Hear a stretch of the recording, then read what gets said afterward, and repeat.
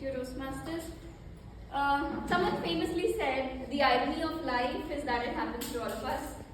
So the best thing to do is to embrace it, right? And that's something Toastmaster Beta very well gave us a blueprint to with her poetic speech today. Toastmaster Beta, that was a very amazing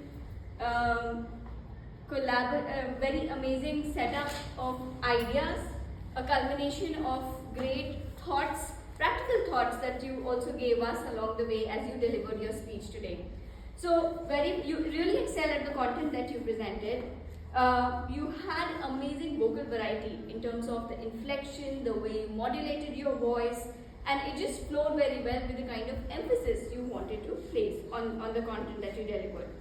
A third thing is that when you started the speech, it had a very captivating example that was relatable, and along the way you gave us some very practical tips like 10 minutes walk to declutter your mind, or other things to do that one could take up and actually be able to embrace the challenges of life as it comes along. The analogies that you gave us in terms of the river flowing and the boulders of different sizes coming into play was a very good comparison of how life generally is for all of us, right? So these are the things that you really excel at. You may want to work on a few things. The next time you deliver a speech, ensure your movement on the stage is a little more deliberate, because otherwise it can distract the audience around, right?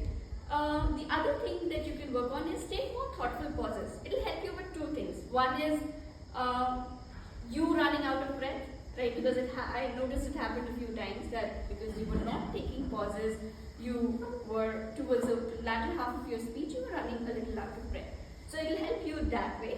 It will also help you to ensure that the impact of your message comes along a little better, because when you allow thoughtful pauses, people can absorb the content a little better.